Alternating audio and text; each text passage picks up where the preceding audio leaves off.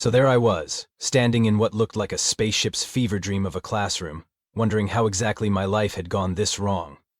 The room was circular, because apparently aliens never got the memo about corners, and filled with the kind of equipment that screamed, "We take ourselves very seriously." Holographic displays floated everywhere, each one showing a different way to die horribly in space. My name is Jake Morrison, and 48 hours ago I was a simple cargo hauler. You know, the guy who moves boxes from point A to point B without asking questions. It was honest work, boring work, but it paid the bills. Then, I made one tiny mistake. I clicked the wrong button on my datapad while half asleep and somehow enrolled myself in the Galactic Survival Academy. Yeah, that Galactic Survival Academy. The one with a 92% dropout rate.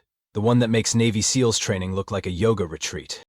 Standing at the front of the room was Commander Threll, and let me tell you, this guy was a piece of work. Imagine a praying mantis had a baby with a centipede, then that baby went to military school and developed a superiority complex. He had 6 legs, 4 arms, compound eyes that seemed to judge everything simultaneously, and mandibles that clicked whenever he got excited, which was apparently all the time.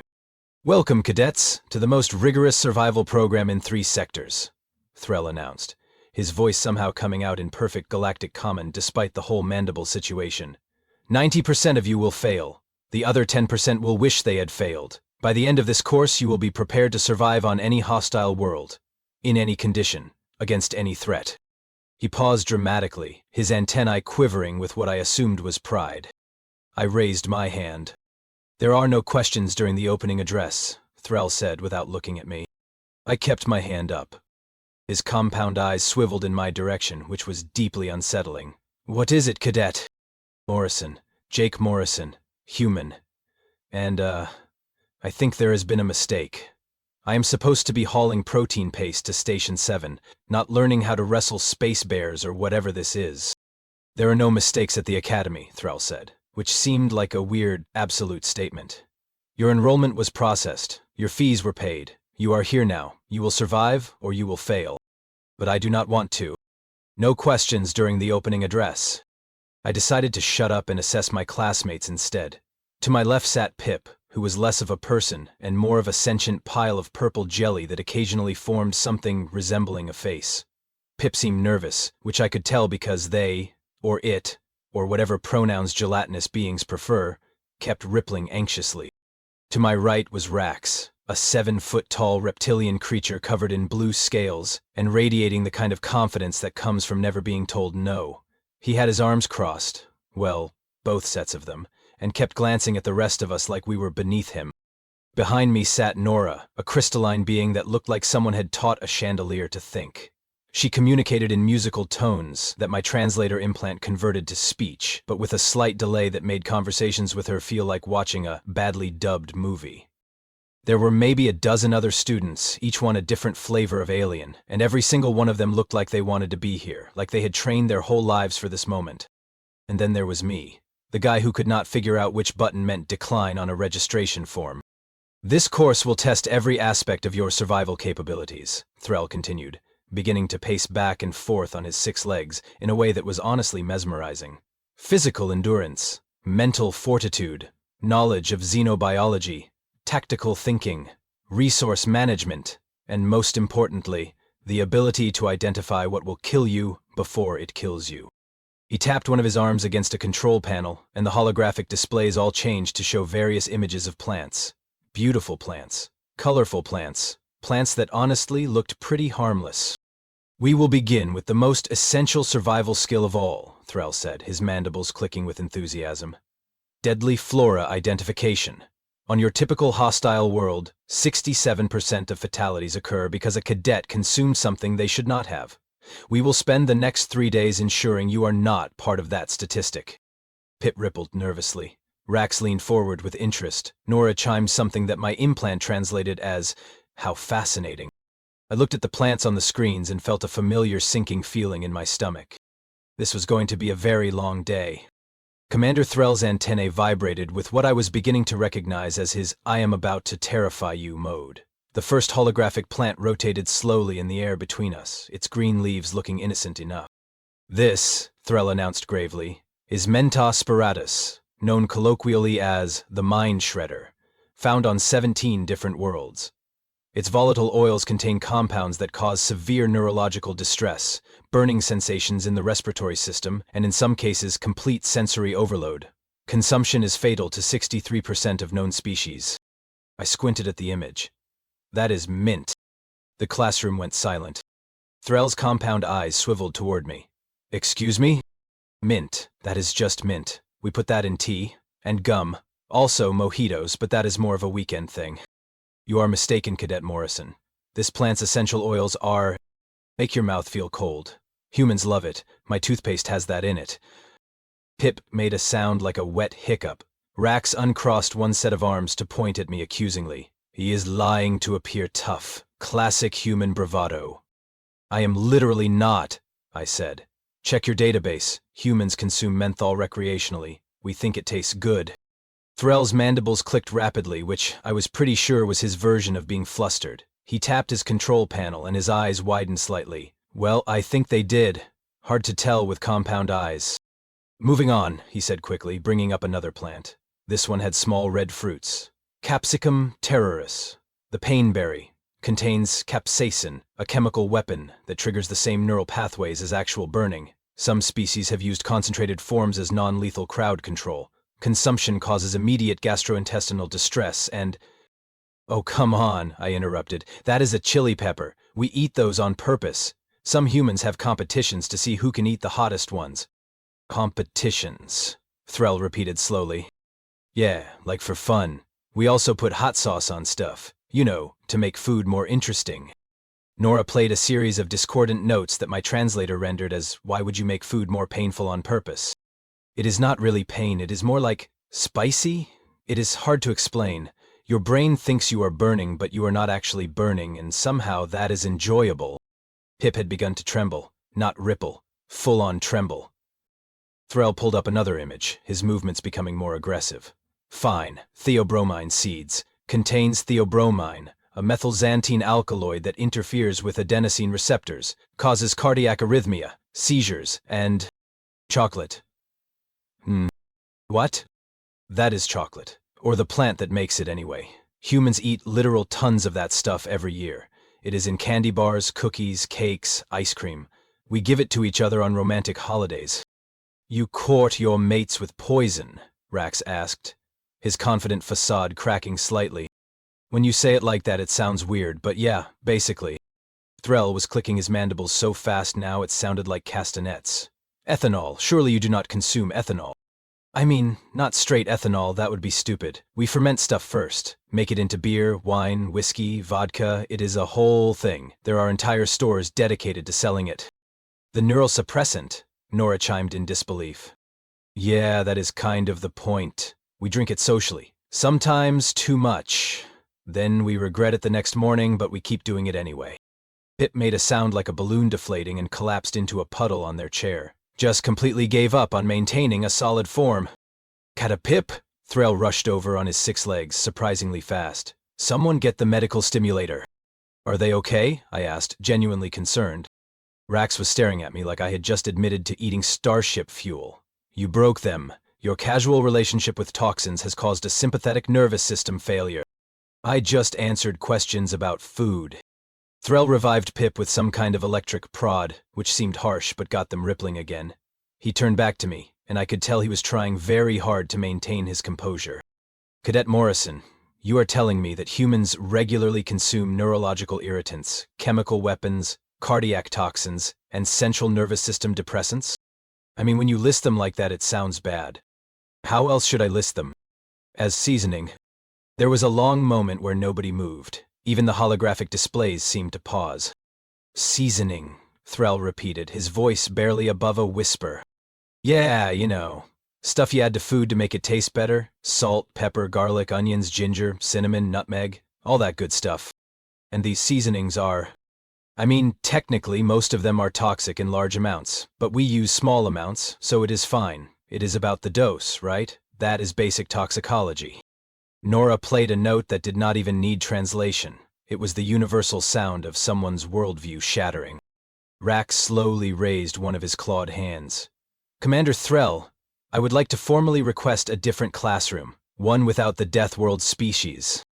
We are all staying right here. Thrall said, but he did not sound confident anymore. He sounded like a man, or mantis centipede thing, who was having a very bad day. Next slide. The holographic display changed to show a white liquid. Lactose-based compounds, Thrall began, causes severe digestive issues in 98% of species, leading to milk, I said tiredly. We drink that too. Make cheese and ice cream out of it. Though to be fair, a lot of humans are lactose intolerant, so that one actually does mess us up sometimes. And you drink it anyway? The ice cream is really good, man. That was when Pip fainted again. After Pip's second revival, which took longer and required more electrical prodding, Commander Thrall decided we all needed a 5-minute break. I think he needed it more than we did. I watched him pace back and forth at the front of the room, all 6 legs moving in an agitated rhythm, muttering to himself in a language my translator could not pick up. Probably for the best. Rax had moved his chair as far away from me as physically possible while still remaining in the classroom. He kept both sets of arms crossed and was doing that thing where someone tries to look tough while also being deeply unsettled. Nora hovered near the ceiling, playing soft, nervous melodies that sounded like wind chimes in a thunderstorm. Pip had given up on sitting in a chair entirely and was just sort of pooled on the floor, occasionally rippling with what I assumed was existential dread. I did not mean to cause problems, I said to the room in general. You casually described consuming a dozen lethal compounds, Rax shot back. How is that not causing problems? Are not lethal to humans, that is the whole point. Different species, different biology. I am sure there is stuff you can eat that would kill me. Yes, but we do not brag about it. I was not bragging. I was just answering questions. Enough! Commander Thrall called out, returning to the front. He had composed himself, mostly. His mandibles were only clicking intermittently now. We will continue, perhaps.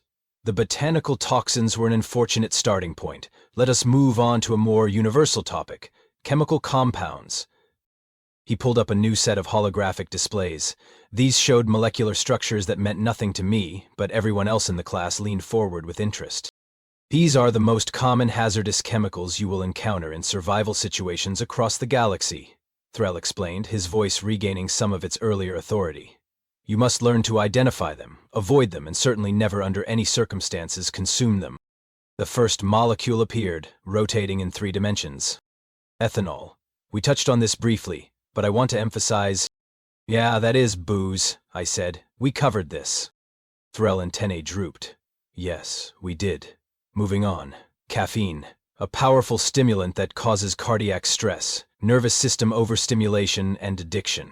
Found naturally in several plants across the galaxy, all of which are classified as dangerous. I raised my hand. Please do not tell me. Coffee, tea, energy drinks, soda. We consume it daily. Most humans are dependent on it. I had 2 cups this morning. You are dependent on it, Nora chimed, her musical tone hitting an alarmed crescendo. Well, yeah. If I do not have coffee, I get headaches and become really irritable. It is a whole thing. That is called addiction, Thrall shouted. Sure, but it is like socially acceptable addiction. We even have cute mugs about it. Mine says, "Do not talk to me before my coffee," with a little skull and crossbones. You decorated a drinking vessel with the symbol for poison? I mean, it is more of a joke than, actually, yeah, I guess we did. Pip whimpered from their puddle on the floor. Thrall moved to the next compound, his movements jerky now. Theobromine. We discussed this already. Apparently humans gift it to each other. For love, I added helpfully. For love, he repeated in a hollow voice. Rax made a sound like a snort. Commander, with respect, perhaps the human is simply lying. My species has a saying, when someone claims the impossible, they seek attention. I am not lying. I pulled out my emergency rations pack from my cargo vest. Every hauler carries one. Look, I have proof. I spread the contents on the desk in front of me. A vacuum-sealed coffee packet, a chocolate bar, some jerky, a small wheel of cheese, and a packet of hot sauce I had grabbed from the station commissary. The entire class went silent, staring at my lunch like I had just armed a bomb. Dear emergency food supply, Thrall said slowly. Yeah, pretty standard stuff. The dark bar is concentrated theobromine. Chocolate, yeah. The liquid in the packet is pure capsaicin. Hot sauce goes great on the jerky. The preserved meat is cured with sodium nitrate. Bite me that, I mean, I guess, it is just jerky, man. And that, Threll pointed with a trembling arm at the cheese. That is fermented lactose. Cheese, yes. Sharp cheddar. Want some? No! The entire class shouted in unison. I shrugged and unwrapped the cheese, taking a bite. Everyone watched in horrified fascination, like I was performing some kind of death-defying stunt instead of just eating my lunch. Rack stood up suddenly, his blue scales flushing a darker color. He is bluffing. This is an elaborate psychological game. Humans are known for deception. Are we? The cheese is fake, it must be. Dude, it is just cheese. Prove it. I held out the wheel. You want some? Rax recoiled so fast he knocked over his chair. Both chairs, actually, since he had been using two. Nora descended from the ceiling, her crystalline form refracting the light in sharp angles. She played a series of cautious notes. If we scan the items with a standard toxicology scanner, we can verify the human's claims. Excellent idea, Threll said, pulling out a handheld device that looked like a cross between a flashlight and a medical scanner. We will settle this scientifically. He approached my desk like a bomb disposal technician, moving slowly and deliberately. The scanner hummed as he waved it over my food. The device immediately started beeping. A lot. Red lights flashed across its display. Diabromine detected. Concentration potentially lethal, the scanner announced in a cheerful automated voice. Capsaicin detected. Concentration weaponizable. Sodium compounds detected. Concentration, severe toxicity risk, lactose fermentation byproducts detected. Recommendation, immediate disposal and decontamination of area. Threll looked at me, then at the scanner, then back at me. And you eat this. Usually with crackers, but I forgot to pack those. He set the scanner down carefully. Cadet Morrison, I need you to explain something to me. Sure. Why would any species evolve to consume poison? I do not think we evolved to do it. I think we just kept trying stuff, and the ones that did not die taught everyone else it was safe. Trial and error, you know? Trial and error, he repeated. Yeah, like someone way back probably ate a chili pepper by accident, cried a lot, and then was like, hey, that was terrible but also kind of interesting, let us try that again. Nora played a long, mournful note. Your species weaponized your own food supply, Rax said, sitting back down slowly. Or we made weapons into food. Depends on how you look at it. From the floor, Pip gurgled something that sounded like a question. They want to know, Nora translated, how humans have survived this long. I thought about it. Spite, mostly. That was when the emergency alarm went off, and Commander Threll announced we were doing the field survival test a week early. I had a feeling this was personal. 40 minutes later, I was standing on the surface of what Commander Threll cheerfully described as a moderately hostile planet, which I was learning meant absolutely everything here wants to kill you, but slowly. The sky was a weird orange color, the air smelled like burnt rubber mixed with cinnamon, and there were 3 suns beating down on us. 3, because apparently one sun is for quitters. Your objective is simple, Threll announced from the safety of the hovering dropship. Survive for 48 hours, forage for safe food, build shelter, avoid the native predators, do not die. Your emergency beacons will activate if your vital signs become critical, but using them results in automatic course failure. This seems excessive, I pointed out. This is a standard field exercise, Cadet Morrison. We conduct this test in week 3 of the program. You should feel honored we are accelerating your timeline. Right, honored. That is definitely the emotion I am feeling. Your scanners are programmed with the chemical signatures of every known toxin in the Galactic database. Use them, trust them. They will keep you alive. He paused, his compound eyes fixed on me. And Cadet Morrison, I expect you to take this seriously. No more stories about humans eating poison. Out here, mistakes are fatal. With that encouraging speech, the dropship lifted off, leaving the 6 of us standing in a clearing, surrounded by alien jungle. Pip immediately started scanning everything, their gelatinous form rippling with anxiety. Rax drew himself up to his full 7-foot height and announced he would scout the perimeter. Nora floated upward to get a better view, playing analytical notes. The other 3 cadets, whose names I had not learned yet, scattered in different directions. I looked around at the vegetation. Lots of it was purple, some was blue. There were orange vine things climbing up black trees with silver leaves. Very alien, very exotic. Also very familiar, in a weird way. I pulled out my standard issue scanner and pointed it at the nearest plant, a bush covered in small yellow fruits. The scanner beeped. Warning, citric acid detected. Concentration, moderate toxicity, consumption not recommended. I plucked one of the fruits and sniffed it. Smelled like lemons. Morrison, what are you doing? Rax called out from across the clearing. Science, I called back, taking a bite. It was extremely sour, like pucker your whole face sour, but it was basically a lemon. Space lemon, but still. He is eating the poison fruit, Rax shouted to everyone. It is not poison, it is just citrus. Your scanner said moderate toxicity. Yeah, because citric acid is technically toxic. So is water if you drink too much of it. It is about dosage. I wandered deeper into the jungle, scanner in one hand, collecting samples. The scanner was having an absolute meltdown, beeping constantly as it detected alkaloids, glycosides, oxalates, and a dozen other compounds that sounded scary but were probably fine. There was a root vegetable thing that made the scanner scream about paralytic agents. I dug one up and took a careful nibble. Ginger. Well, alien ginger, spicy and sharp. A plant with broad leaf set off alerts about dermal irritants. I crushed a leaf and smelled it. Definitely in the onion family. A tree was dripping sap that apparently contained neurotoxic alkaloids. I tasted a tiny drop. Maple syrup. Weird purple maple syrup, but the sweetness was unmistakable. By the time the first sun set, which happened weirdly fast because this planet had a 9-hour day apparently, I had gathered an entire collection of lethal plants and started a campfire. Yes, I know how to start a fire. My dad was really into camping before he became a cargo hauler. I pretended to hate those trips as a teenager, but the skills stuck. I was roasting the space ginger root when Pip oozed into my campsite, looking even more depleted than usual. Have you found anything to eat? I asked. They rippled negatively. Everything on this planet registered as toxic. I have been consuming my emergency rations, but they will only last another day. Want some root vegetable? Did your scanner not detect the paralytic compounds? Yeah, but in small amounts those compounds are harmless. They probably evolved to deter herbivores, not kill them. Here, smell this. I held out the roasted root. Pip extended a pseudopod cautiously, touched it, then recoiled. It smells aggressive. That is the spice. It is good aggressive. Food should not be aggressive. Before I could argue the merits of aggressive food, Nora drifted into the firelight, her crystalline structure reflecting the flames in an actually pretty cool way.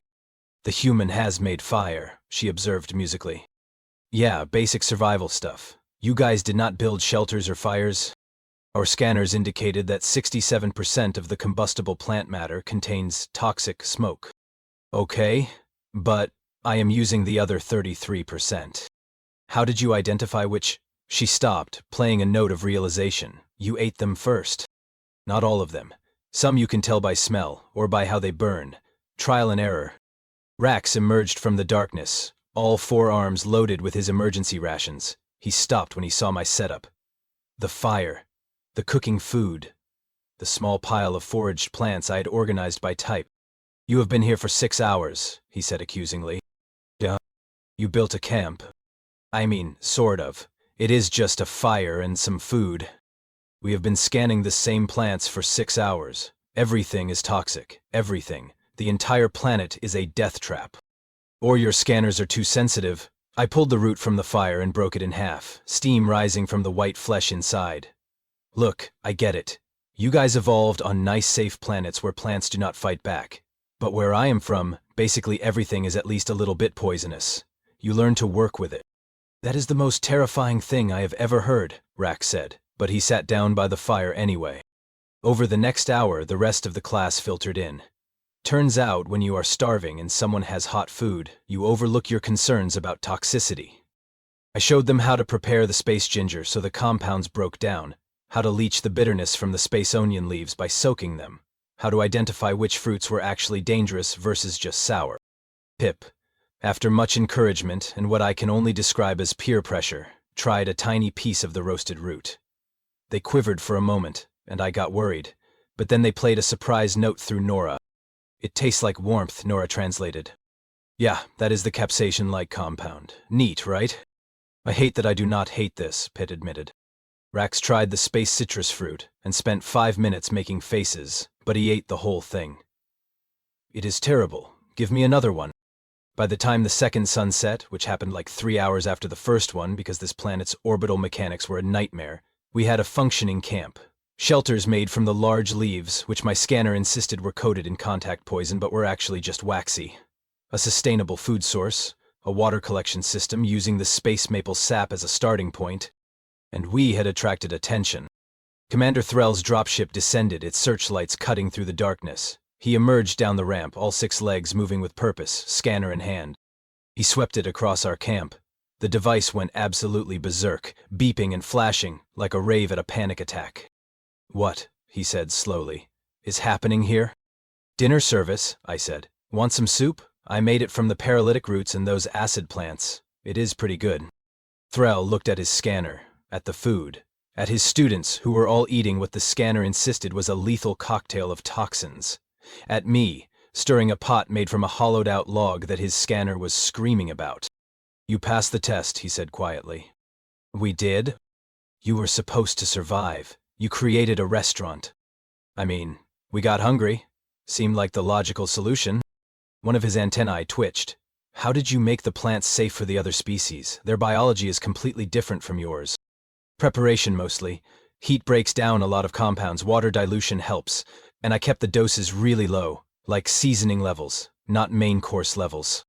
"Seasoning levels," he repeated. "Yeah." Threll sat down by the fire, which I did not think his species could do, but apparently when you are having an existential crisis, you find a way. "Cadet Morrison, I need to ask you something." "Shoot." "Earth, your home planet. What is it classified as in the Galactic database?"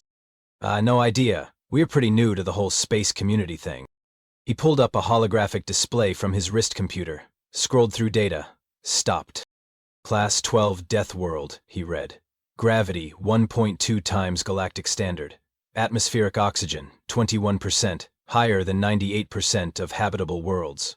Weather patterns extreme and chaotic. Native flora and fauna universally hostile. Sentient species survival strategy unclear, possibly insanity." "That seems harsh." "Your planet is where things go to become dangerous," Threll continued. "Do you know what most species call worlds like yours?" "I'm guessing something not flattering. Evolution's combat arena."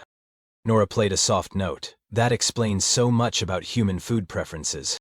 "You did not conquer your world," Threll said, looking at me with what might have been respect, or horror, or both. "You befriended it, through your stomachs." "I guess. We just learned what we could eat and what we could not, same as anyone else." "No." Threll stood up on all 6 legs. "Not the same. Every other species in the galaxy evolved to avoid poison. Humans evolved to consume it strategically. You turned your planet's hostility into cuisine." Rax held up a piece of the space citrus. "This does taste better than emergency rations." "Because it is trying to kill you just a little bit," I explained. "That is what makes it interesting." Pip made a sound that might have been laughter or crying. "I cannot believe that made sense." Commander Threll looked at his students, all of them well-fed and safe despite being surrounded by what his scanner insisted was certain death. "Class is over for today," he announced. "Tomorrow we will discuss why the human approach to survival should never, under any circumstances, be taught to civilians. It is too powerful and too insane." "So I passed?" I asked hopefully. "Cadet Morrison," Threll said, his mandibles clicking in what I had learned to recognize as grudging approval. "You have somehow achieved the highest score in Academy history while violating every safety protocol we have. Is that a yes? Report to my office when we return to the station. We need to discuss your curriculum." He walked back to his dropship, muttering about updating the Galactic database and filing incident reports. Rax leaned over. "You know he is going to make your life miserable now, right?" "Yeah, I figured."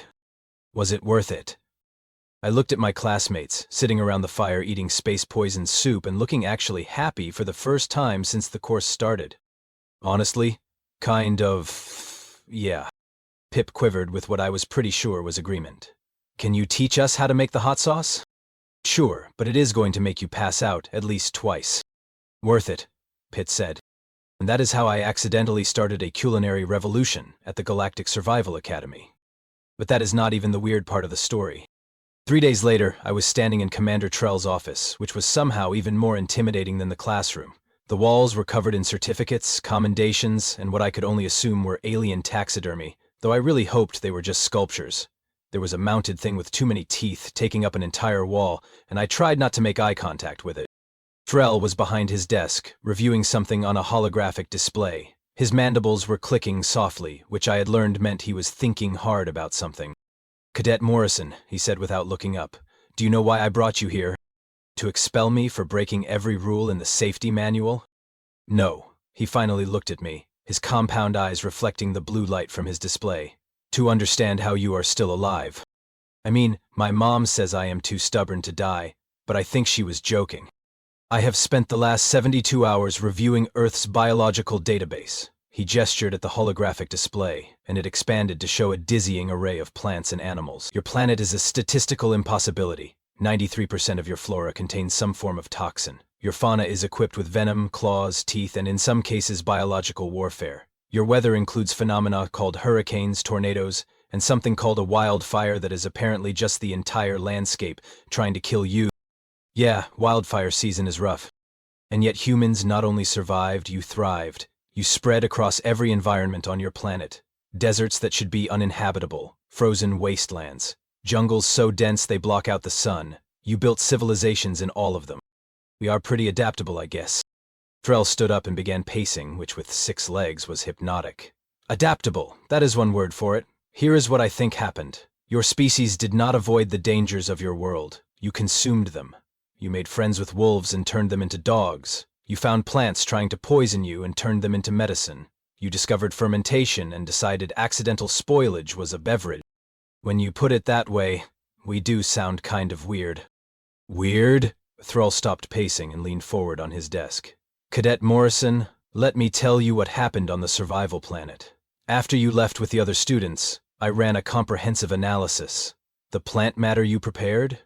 You somehow neutralized 87% of the toxic compounds through nothing but heat, water, and timing. No advanced equipment, no chemical processors, just fire and intuition.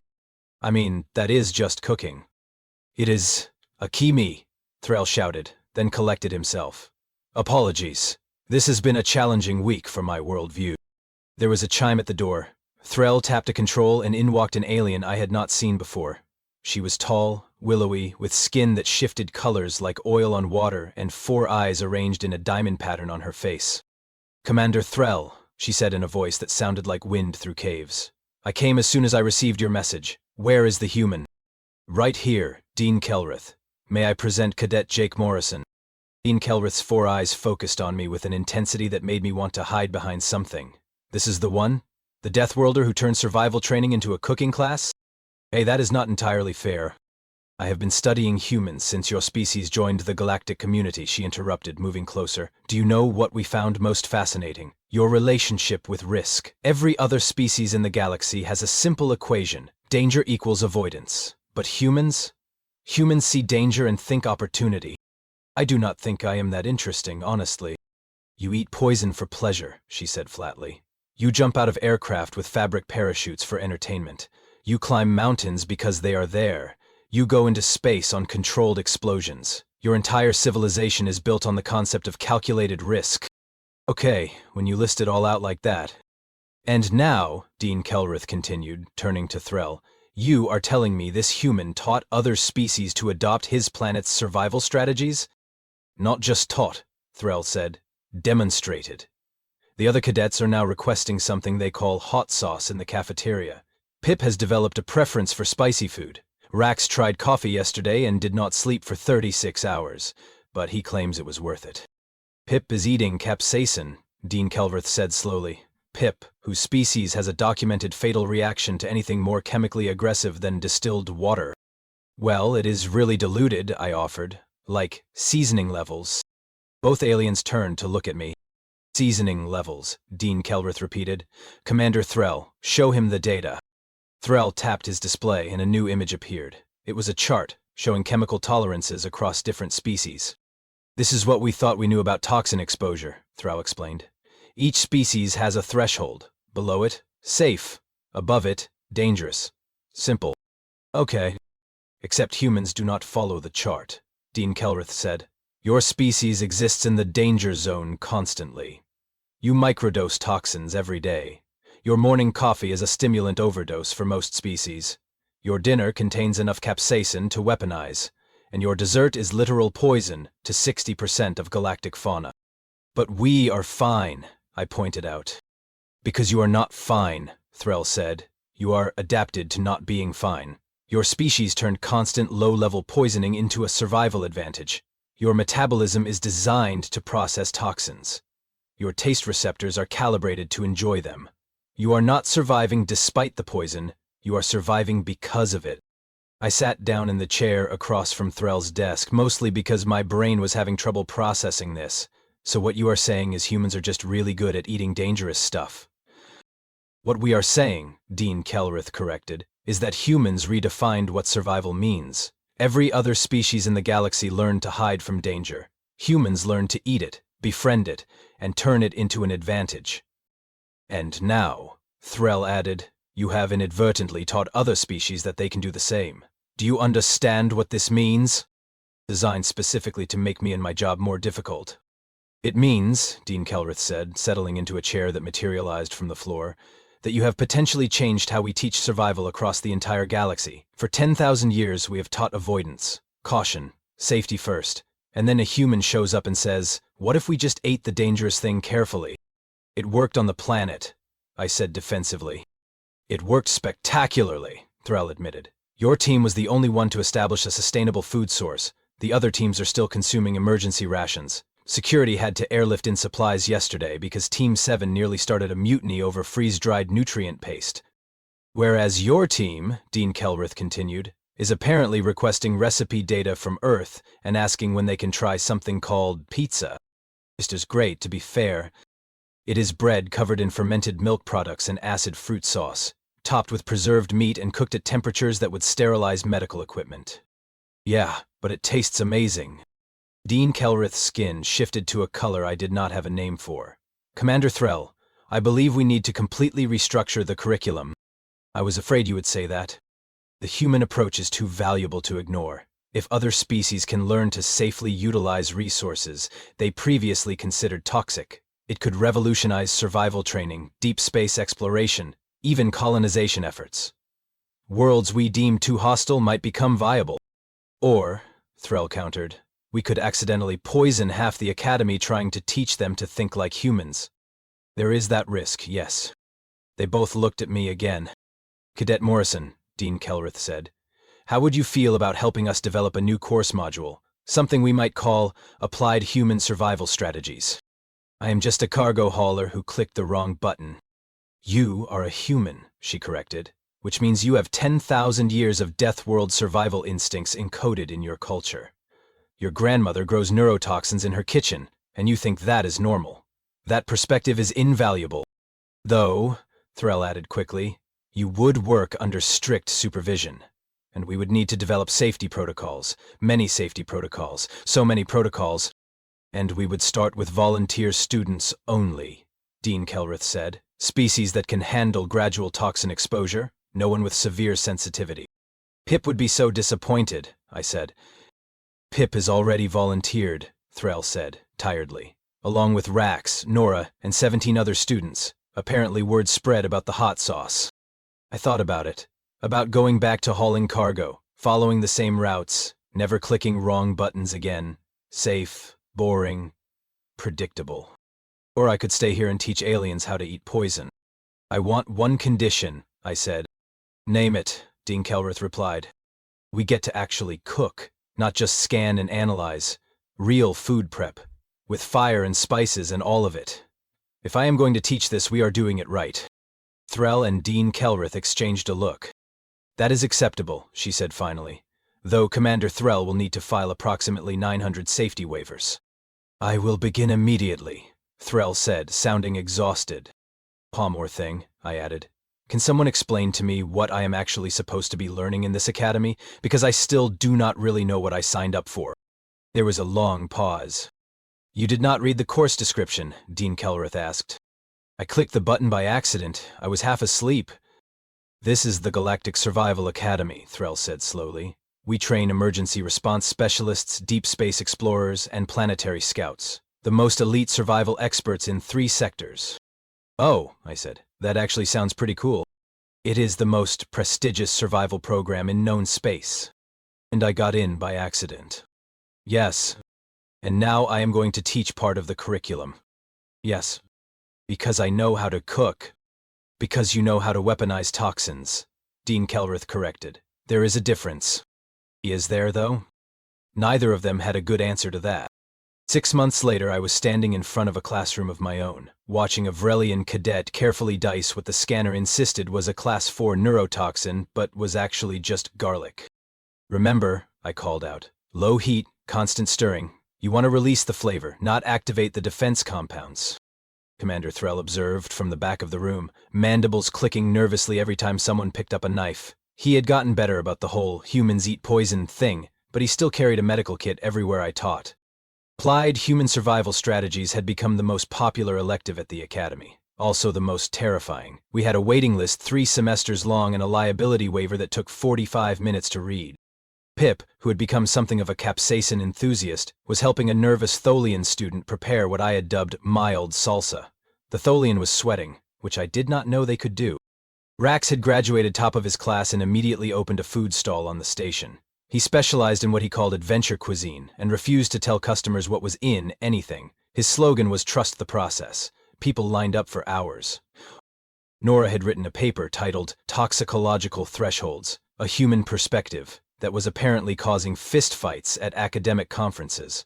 The controversy centered around her thesis that most species were massive cowards about eating. Dean Kelrith appeared in the doorway, her skin shifting to an amused purple. Cadet Morrison, a word. I left my students to their chopping and followed her into the hall. I have good news and confusing news, she said. Hit me with the confusing news first. We reviewed your original application. You failed the entrance exam spectacularly. Lowest score in academy history. However, in the section where you were supposed to list relevant survival skills, you wrote a 3-page essay about your grandmother's garden and included 17 recipes. I thought it was asking about food preparation. It was asking about emergency resource management. Well, food is a resource. The admissions committee thought you were speaking in elaborate code. They assumed any human who discussed neurotoxins so casually must be a genius operating on a level they did not understand. I started laughing, could not help it. They spent most of their careers looking the other way as they learned that the Legion had really been right all along.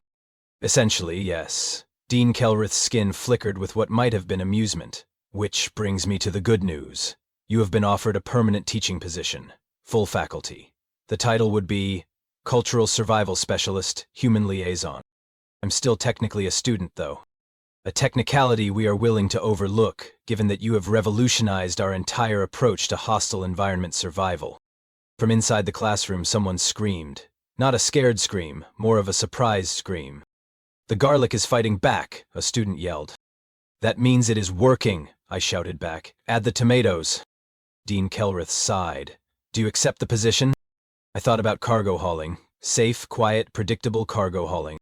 Then I thought about teaching aliens that the things they feared could actually make dinner better. Yeah, I said. Yeah, I accept. Excellent. We will begin the paperwork immediately. Oh, and one more thing. Several students have requested you teach an advanced course on something called hot wings. I confess I do not know what this means, but Commander Threll turned 3 shades paler when he heard about it. Hot wings are amazing. They are chicken-coated in hot sauce and... Please, save the explanation for the course proposal. I need to maintain plausible deniability. She walked away, leaving me standing in the hallway of the most prestigious survival academy in 3 sectors, where I was apparently now faculty. My datapad buzzed. A message from Threll. Morrison, your students are demanding something called ghost peppers. Please tell me these do not exist. I grinned and typed back. Oh, they exist. Want me to order some from Earth? His response was just a string of symbols my translator refused to process, which I assumed was his species' equivalent of screaming into the void. I headed back into the classroom, where Pip was proudly showing off their salsa to a group of terrified onlookers. It only burns a little, Pip announced, and then your mouth goes numb, and then it is fine. That is not how safe food works, someone protested. Who said anything about safe? Pip rippled with what I had learned was their version of a smile. This is human food. It is supposed to be dangerous. 3 months later, I opened my restaurant on the station's commercial level. Big neon sign out front. Toxic treats where danger tastes delicious. Commander Threll showed up on opening night, took one look at the menu and ordered the mildest thing available, a simple tomato soup. He took one spoonful. His antennae shot straight up, his mandibles locked, his compound eyes watered. "This is the mild option?" he gasped. "I mean, yeah, it is just tomato basil, very basic. It tastes like aggression. That is the oregano." "Why is the oregano aggressive?" "Because it is an herb. That is what herbs do." He took another spoonful anyway, because apparently even alien survival instructors could not resist the call of good soup. Rax walked in, saw Threll struggling with the soup, and grinned with all his teeth. "Commander, you have to try the chili. Morrison put something called Scotch bonnets in it." "I am going to die here," Threll said, but he ordered the chili anyway. By the end of the night, we had a line out the door. Aliens from dozens of species all coming to eat what their scanners told them was certain death, trusting that the human knew what he was doing. Pip oozed up to the counter, wearing a little apron I had made for them. "We are out of the ghost pepper wings." "Already?" Rax ate most of them on a dare. He is currently lying on the floor crying, but he says they were worth it. From somewhere in the dining area. So worth it. I looked around my restaurant, at the aliens eating poison and loving it, at Commander Threll, who had somehow finished the chili and was now eyeing the dessert menu with what I chose to interpret as cautious optimism, at Pip, who had gone from fainting at the mention of mint to wearing an apron that said Spice Lord in Galactic Common. Dean Kelrith had been right. Humans did not survive despite the danger. We survived because we looked at the danger and said, "I bet I could eat that." And apparently we could teach other species to do the same. My datapad buzzed with a message from my grandmother back on Earth. "Heard you opened a restaurant in space. Did you remember to grow the basil from seed like I taught you?" I smiled and typed back, "Yes, Grandma. Also, I accidentally started a galactic food revolution." Her response, "That is nice, dear. Don't forget to call your mother." Somewhere in the kitchen something caught fire. Nora was playing panicked notes. A student was shouting about the difference between flambe and actual emergency. Just another night at Toxic Treats. I grabbed a fire extinguisher and headed toward the chaos. Best wrong button I ever clicked.